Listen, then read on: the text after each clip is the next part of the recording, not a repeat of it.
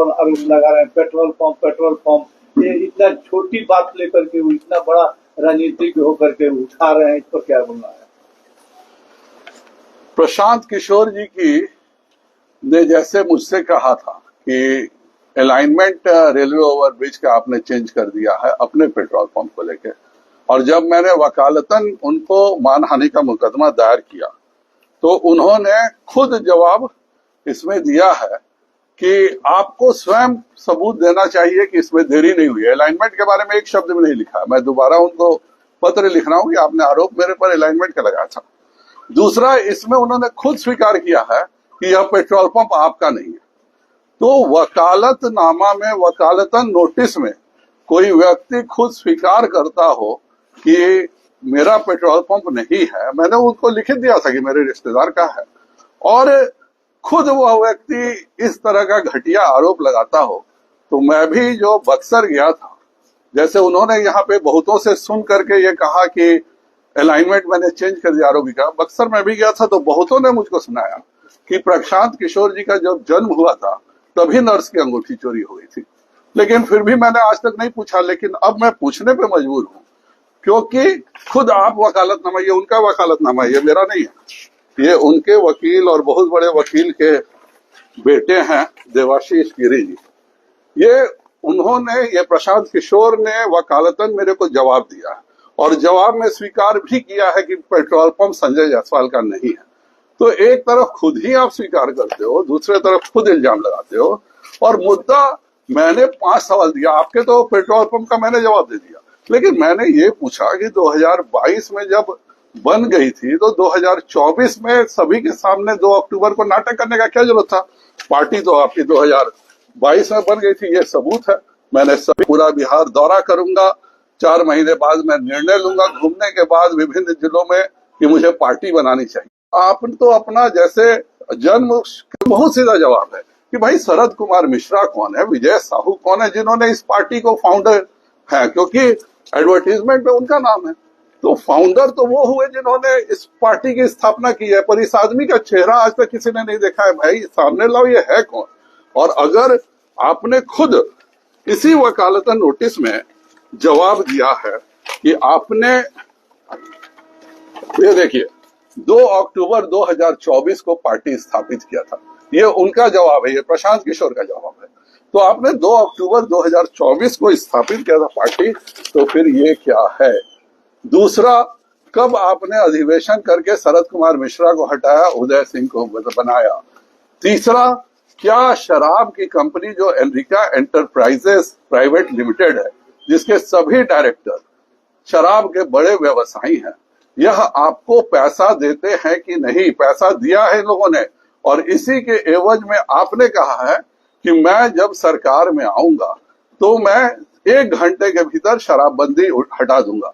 आप गांधी जी की तस्वीर लगाते हैं और उसके बाद शराबबंदी हटाने की बात करते हैं। कल आप कहिएगा कि हत्या बलात्कार रुक नहीं रहा है तो मैं हत्या बलात्कार का कानून 1 घंटे में हटा दूंगा। तो क्या शासन इस तरह से चलेगा? तीसरा मेरा प्रश्न है कि आपको केवल तेलंगाना के ठेकेदार, तमिलनाडु के ठेकेदार यही पैसा क्यों दे रहे हैं? और ये पैसे क्या इस एवज में दिए जा रहे हैं कि जब बिहार में आपका शासन होगा तो आप इन लोगों को ठेकेदार गिविंग ग्लोबल फंड क्या है? इसके साफ इसमें लिखा हुआ है कि यह एनजीओ है, बिहार के माने देश के लोगों की समाज सेवा के लिए यह बना है। तो ये एक वॉलीबॉल का बॉल, एक नेट देके क्या अपने सभी 48 करोड़ का ये क्या है? मेरा स्पष्ट आरोप है कि आप क्या एनजीओ का काम है आपको सारे गाड़ियां देना, आपके लोगों को खाना खिलाना, और यह सब आप एनजीओ के ढकोसला में कर रहे हैं, जबकि कोई एनजीओ अपने कुल मिला के पैसे का एक निश्चित ही है 15 या 18% है जो कि वो एडमिनिस्ट्रेटिव एक्सपेंस पे खर्च करता है। बाकी सारा काम उसको सामाजिक कार्य के लिए करना, यह भी बिल्कुल नहीं है। और ये क्या चक्कर है कि Joy of giving global foundation का जो डायरेक्टर है वो भी शरद कुमार मिश्रा है, आपका जो पार्टी का ओरिजिनल प्रेसिडेंट है वो भी शरद कुमार मिश्रा है, जॉय ऑफ गिविंग के जो ओनर्स हैं जो महज 50,000 में कंपनी शुरू किया, 48 करोड़ डोनेशन ले रहे हैं, वो अभी उदय सिंह है। आप हटाते हैं तो अध्यक्ष भी उदय सिंह ही बनते हैं। तो ये जो पूरा घालमेल है, प्रशांत किशोर जी मुझ पर जितना आरोप लगाना चाहे लगाएं, पर जिस नीति की, जिस राजनीति की बात करते थे, मेरे साधारण से 5 सवाल हैं। इन 5 सवाल का जवाब देने में क्या तकलीफ है? आप मुझको जिस अलंकरण से अलंकृत करना चाहिए करिए। मैं भाजपा का बिल्कुल साधारण कार्यकर्ता हूं, उन्होंने तो मुझे नेता भी बोला, मैं तो बिल्कुल साधारण कार्यकर्ता हूं। लेकिन कृपया कर इस बिहार की जनता को बताइए कि क्यों आपने दिल्ली में रजिस्ट्रेशन, वो भी सिख टाइम्स जैसी कंपनी में रजिस्ट्रेशन करा के बिहार की जनता को अपने पार्टी का गठन क्यों छुपाया? क्यों आप एनजीओ के माध्यम के पैसे को अपने राजनीतिक काम के लिए दुरुपयोग कर रहे हैं?